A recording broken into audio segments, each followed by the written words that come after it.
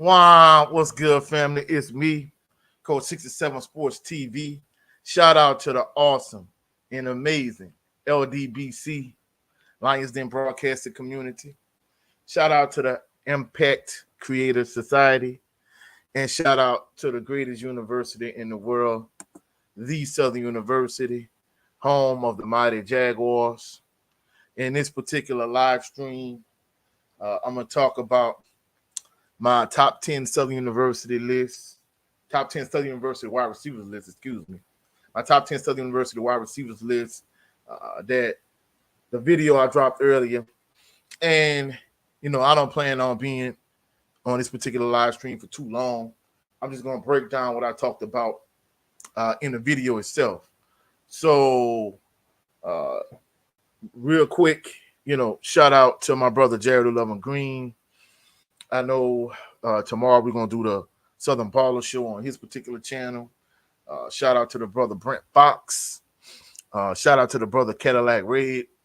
And more than anything, shout out to everybody that's been rocking with me, that's been supporting me. The love and support is greatly appreciated. So let's jump into the list that I broke down in my earlier video.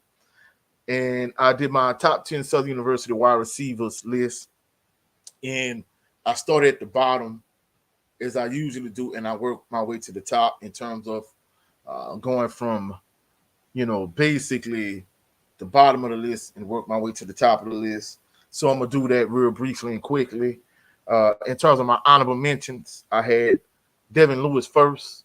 Now, in terms of the comments in the comment section, a lot of individuals felt like Devin Lewis should have been higher on my top 10 list, and he shouldn't have just got an honorable mention slot, but he should have been actually like in the, in the actual top 10, maybe even top 5 for certain individuals.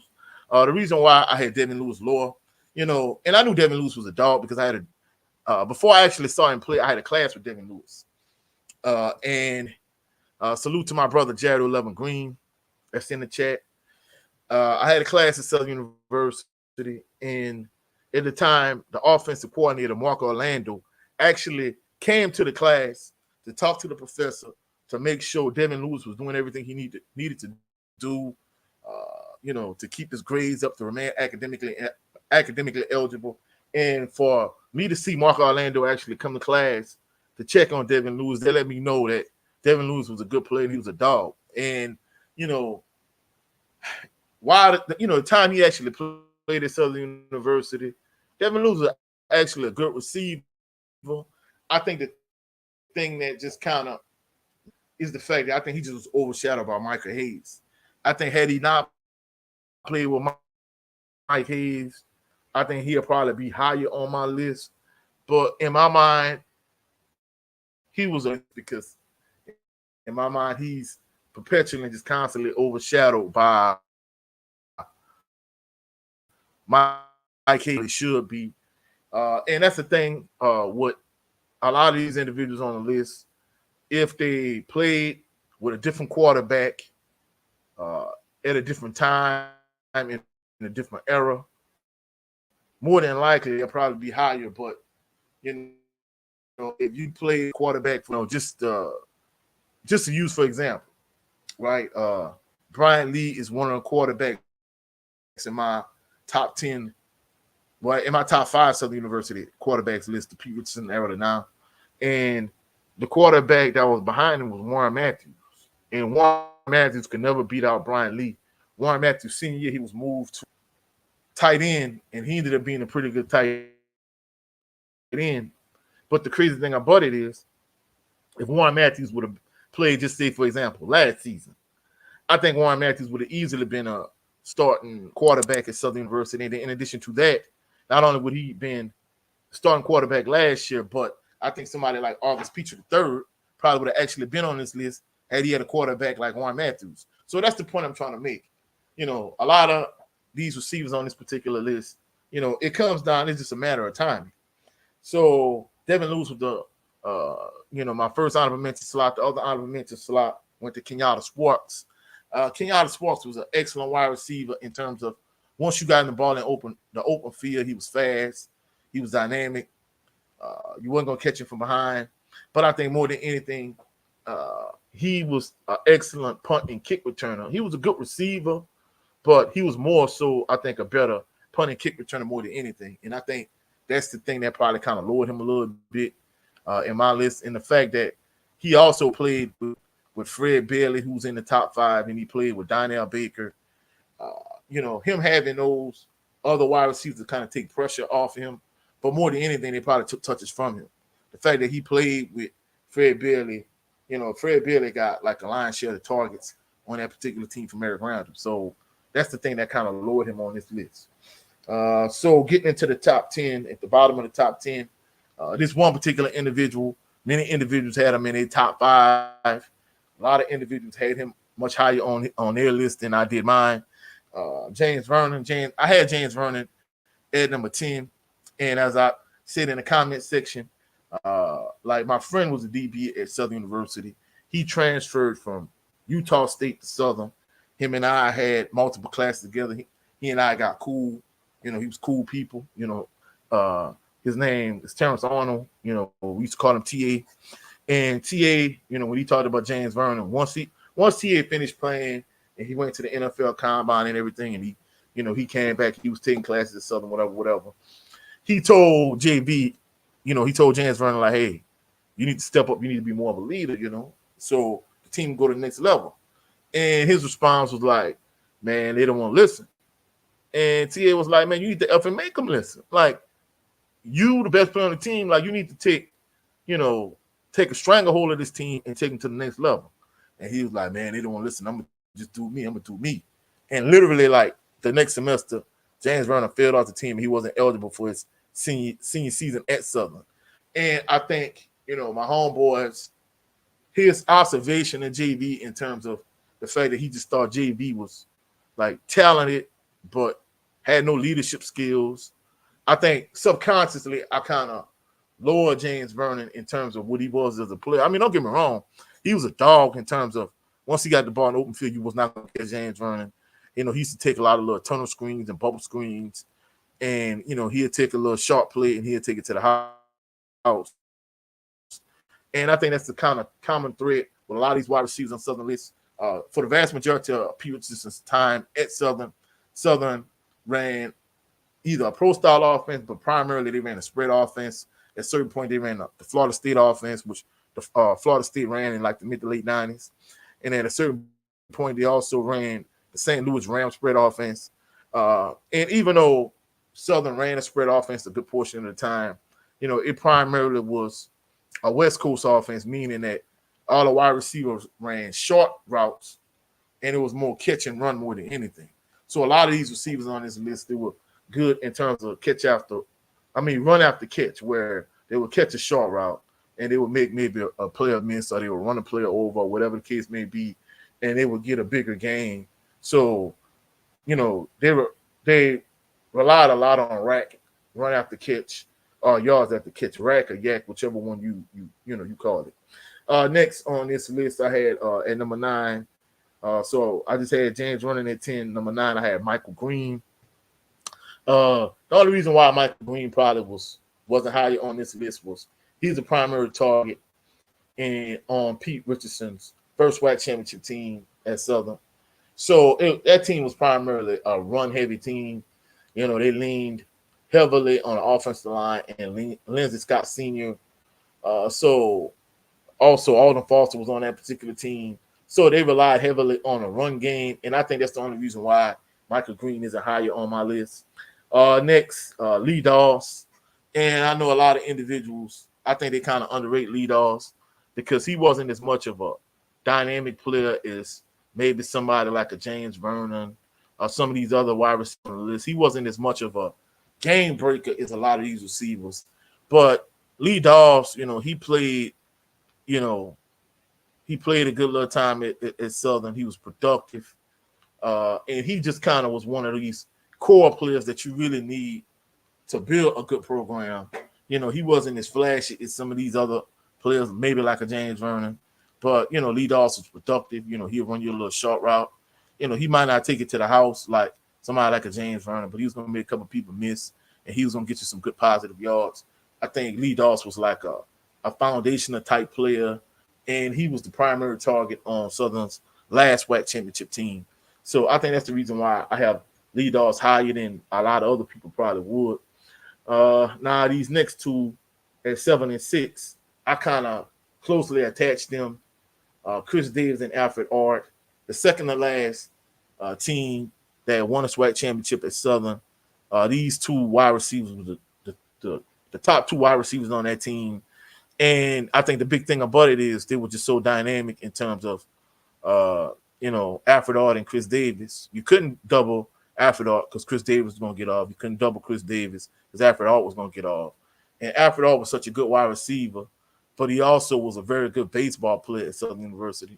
I mean, these two athletes, they were just good wide receivers, very, very good wide receivers. And, they played a pivotal role in the success of that particular team, the success of that offense, and success that Quincy Richard had. It also helped Quincy Richard the fact that he was able to stay healthy his senior year compared to the two previous years. His sophomore year, it was kind of more of a, him learning, him and Bishop kind of split time. At that point, once Terrence Levy got hurt and he was done, basically more than anything, Quincy Richard and Fisher, they split time. But once Quincy Richard became a clear-cut starter, his junior, he was often injury-prone, but his senior year, he just went to the next level. And, Chris Davis and Alfred Art, they played a vital role in the success that Quincy Richard had, the success of that team, and the success of that offense. I mean, when Southern spread offense struggled, it was like, it was terrible to watch. But when they had it clicking on all cylinders like they had that particular year, it was a thing of beauty. And that offense just was so explosive. And Chris Davis and Alfred Art, they played a vital and key role in the success of that offense. So that's why I have the two of them at 6 and 7. Next, Fred Bailey. Fred Bailey was the top wide receiver on that 95 SWAC championship team. Eric Randall, of course, he was the quarterback at the helm. Melvin Williams Jr. was the feature back, and Fred Bailey was the top target for Eric Randall. And then in addition to that, you also had Kenyatta Sparks. You had Donnell Baker. That particular team, it was a good offense too. I mean, it wasn't as good as that next. That SWAC championship team that Quincy Richard was at the helm of in terms of the offense. But the thing that Eric Randall had, he had an excellent offensive line. He had a feature back. He had a good trio of receivers. But they had a real good defense also. And, Quincy Richard didn't have that luxury. Even somebody like a Brian Lee, he didn't have that luxury either in terms of having, such a good defense. Eric Randall, he had a couple good feature backs in terms of Melvin Williams Jr. and Lindsey Scott Sr. He had a good offensive line. He had a couple good defenses those 2 years he won the SWAC championship, whereas other quarterbacks like Brian Lee and Quincy Richard didn't have those same tools and weapons they did in terms of from on the defensive side. But Fred Bailey was a good wide receiver. He might not have been like the game breaker, maybe somebody like a James Vernon might have been. However, Fred Bailey, he was a good, solid wide receiver. He was Southern's all-time leading receiver at one point. He was very productive on those teams he played for with Eric Randall. Next, Jamarius Stewart. Jamarius Stewart was also an individual that was highly productive at Southern University. He eventually became Southern University's all-time leading receiver. He another one. He might not have been the fastest wide receiver on this list. He might not have been the biggest or the strongest, but I think he kind of was the best of both worlds. But more than anything, I think Jamarius Stewart was just extremely productive. And I think that's the thing that's kind of understated, when people talk about Jamarius Stewart. Of course, he was a dog at the streamer before he came to Southern. He was a dog at the Dirty Eye, and then he came to Southern, and he was a beast at Southern too. Jamarius Stewart was a beast, and he was an excellent wide receiver. Number 3, I had Gerard Landry on this particular list. Man, Gerard Landry, He another one. A lot of people know him as Jarvis Landry's older brother, but Gerard Landry was a dog in his own right. If I had to make an NFL comparison, he kind of reminds me a lot of a prime Michael Thomas in terms of just being, you know, I think the college comparison on the SEC level is Josh Reed because LSU converted Josh Reed from running back to wide receiver. And, Gerard Landry is kind of a similar type wide receiver in terms of big, strong, physical. You couldn't play press coverage on him because he was too big and too strong. You couldn't play off on him because he would get to his spot and he would just do what he do. And then not only that, but you would give him a little head of steam. So you kind of had to play in that gray area where you didn't want to play too far off him, but you didn't want to press him. You just kind of wanted to play maybe 5 yards off him, 6, 7, whatever. Salute to my brother, Big Joe Townsend. Salute, bro. Appreciate you dropping in. But, Gerard Landry, he wasn't just Jarvis Landry's older brother, but he was a beast at Southern. When he got picked up as an undrafted free agent, he ended up going to the Cardinals. And, he was 6'2", 210.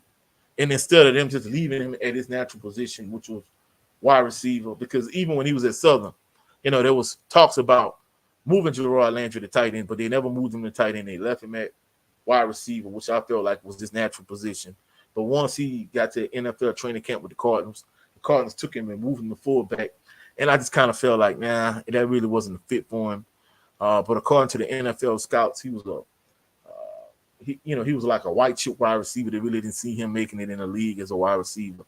And they felt like he was more of a blue chip prospect at the fullback position. That's why they moved him to fullback. And that just wasn't his natural position, and it didn't pan out for him. I think if he would have stayed at wide receiver, I'm not saying he would have made it in the NFL, but I think he'd have had a better shot at that wide receiver position. Next, number 2 on my list is the little giant, fast Willie Quinn. Willie Quinn was a beast at Southern University. This morning on the Jaguar Journal, they talked about the most electrifying players at Southern University, and they didn't relegate it to no one particular era. They just said just the 5 most exciting or the 5 most electrifying players that you witnessed at Southern. And I think for me, Willie Quinn would be at the top of the list. Willie Quinn, he was only 5'4", 145 pounds. I think if he'd have been 5'9", 5'10", I think he would have made it to the NFL easily. But he was just so short in stature, but he did so much damage and he was so dynamic.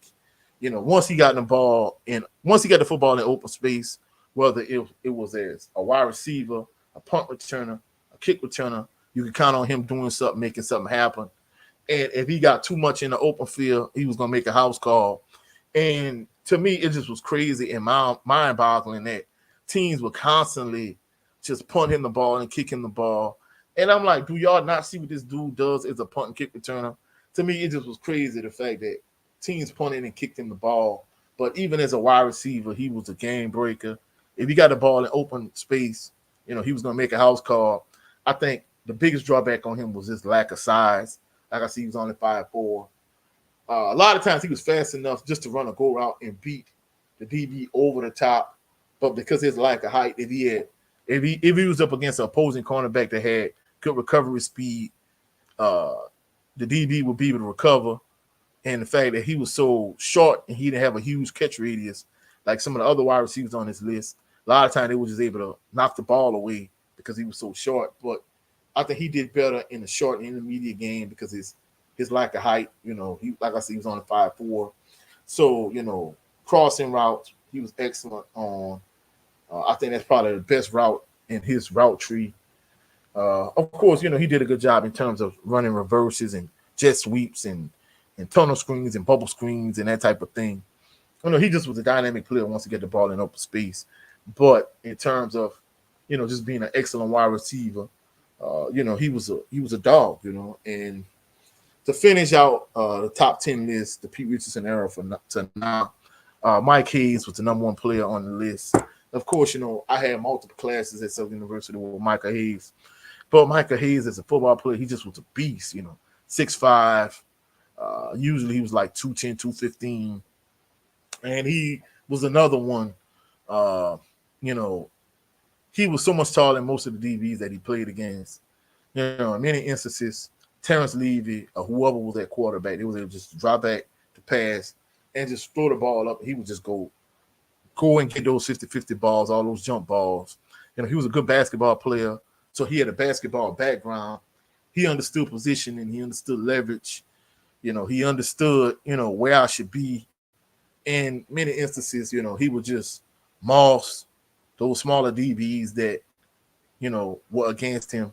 And he just was a beast. And even when you didn't throw him 50-50 balls, kind of a lot like Gerard Landry, you know, he was so much bigger and stronger than those opposing DBs. You know, you couldn't press him and play press coverage. You really couldn't play off because he would get to his spot.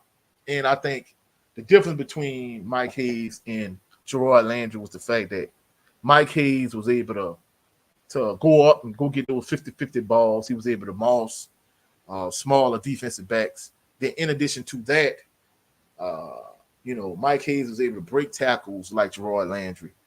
But once, you know, I think Mike Hayes is faster than Gerard Landry. Neither one of them was like fleet of foot. Neither one of these two wide receivers was as fast as, you know, wide receivers on this list like James Vernon and Kenyatta Sparks, you know, so on and so forth. But the thing with Mike Hayes, because I remember one year in the Bayou Classic, well, really a couple years in the Bayou Classic, like 98, 99, you know, Mike Hayes got the ball, like especially in like the 99 Classic, he ran like a curl, he caught it, he broke the tackle of the defensive back, and he got an open field, he was gone. But, you know, he wasn't that fast. The DB was able to catch up to him at like the 5-yard line. He went to tackle him, and Micah Hayes just ran through the tackle and into the end zone, and he scored. And I think that's the component that Micah Hayes and Gerard Landry had over a lot of these other wide receivers on this top 10 list, was the fact that they were so much stronger and bigger than defensive backs that they played against. They was able to just kind of physically impose their will on opposing defensive backs. And I think Mike Hayes was able to do this more so than Gerard Landry, because Micah Hayes was 3 inches taller than Gerard Landry. He had a basketball background. He had a good vertical. He was able to just high point balls and just go get 50-50 balls. A lot of times, you know, opposing teams would double cover him, and he still was able to go up and get 50-50 balls and just moss opposing defensive backs. So that's what made Micah Hayes just so dynamic as a wide receiver, in terms of just him being bigger, stronger, and just dominant, and just able to impose his will on opposing defensive backs when he played at Southern University. And that concluded the list in terms of the top 10 list from Pete Richardson era to now. You know, just recapping the list from the top to the bottom. Mike Hayes was 1. Willie Quinn was 2. Gerard Landry was 3. Jamario Stewart was 4. Fred Bailey 5. Alfred Ard 6. Chris Davis 7. Lee Doss 8. Michael Green 9. James Vernon 10. Alvin mentioned Kenyatta Sparks and Devin Lewis. And that concluded my top 10 Southern University wide receiver list, the Pete Richardson era to now. But like I said on the video, I would be remiss if I didn't talk about the greatest Southern University wide receiver of all time, Lee Harold Carmichael. Harry Carmichael is the greatest wide receiver to ever come through Southern University. You know, he played in the NFL for a lot of years. He was a full-time Pro Bowler. He made second team All-Pro twice. And, you know, just truthfully speaking, you know, Harold Carmichael, you know, he's an ambassador for Southern University in terms of just him being a legend. He's an ambassador for SWAC in general and just HBCU football, you know, as a whole. But more than anything, he's the greatest wide receiver to ever come through Southern University. He's not relegated to an era, but just the greatest Southern University wide receiver of all time. You know, NFL Hall of Famer. You know, he just was a beast. You know, Senior used to tell me stories about, you know, when he played in the NFL, he played for the Philadelphia Eagles. You know, in many instances, you know, the first individual, I mean, I've seen multiple individuals do this over the years. And, you know, at the time, it was a penalty. You know, Senior used to tell me this story all the time when Harry Carmichael played for the Eagles. He caught a pass, and he was in open field. And a DB tried to tackle him, and he literally just jumped over and hurdled the defensive back. And of course, at the time the NFL senior said it was a penalty. So the referees threw a penalty for hurdling, for jumping over the defensive back. So the defensive back went to tackle him, and he literally just jumped over him. So, he was 6'8". By all accounts, he was a beast. Of course, he was before my time. But even if you go to A.W. Mumford Stadium now, Pete Richardson Field, especially if you on the east side, you can see the banner. Well, right next to the banner of Pete Richardson is a banner of Harry Carmichael. And, he's just the greatest wide receiver in Southern University history and a legend, ambassador of Southern University. So that concludes my Southern University top 10 wide receiver list. And more than anything, I just was kind of using this live stream of Southern University football to kind of piggyback, off of the video I dropped earlier.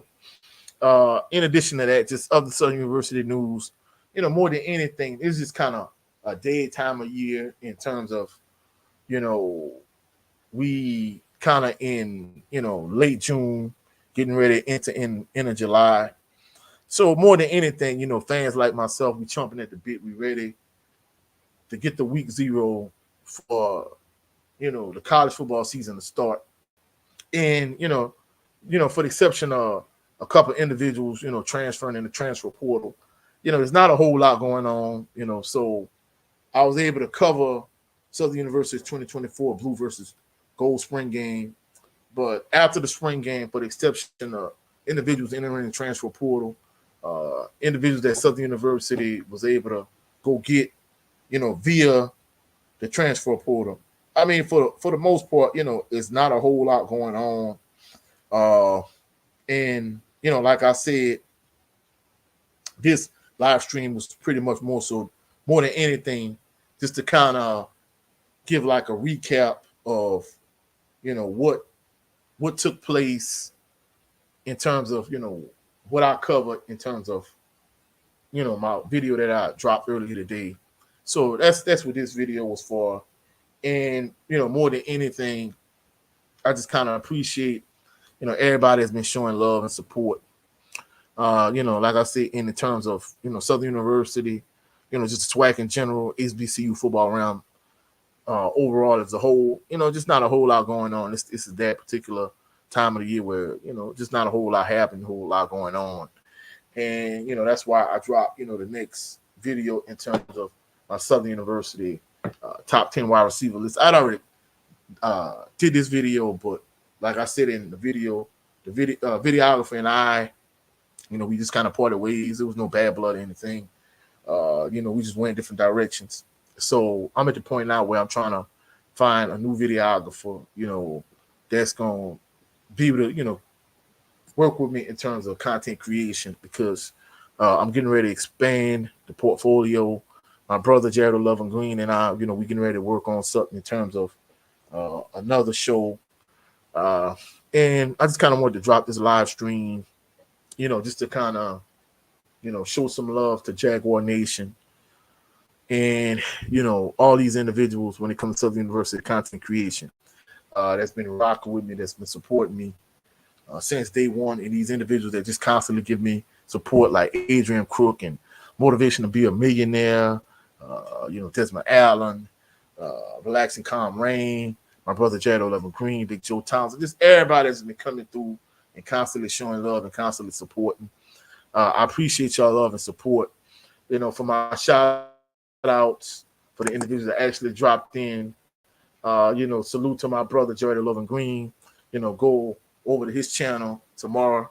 His twin JB, more than likely the brother Brent Fox, more than likely the brother Big Joe Townsend, occasionally Jay Good, occasionally the brother Cadillac Red from Supreme Beast Boxing Talk. We gonna do the next installment of Southern Baller Show tomorrow. His short times fluctuates, but lately he's been doing it at 3:30 Central Standard Time. So go over to his channel tomorrow. Check him out. Check myself out on his channel tomorrow. Also, salute to the brother Big Joe Townsend. Salute, bro. He another one. He is usually on the Southern Baller Show with us, giving his perspective from a former college football player. So, come check all three of us out tomorrow on the Southern Baller Show. I appreciate everybody that's been rocking with me, supporting me. All those individuals that are gonna catch this live stream on playback. I appreciate y'all to the highest.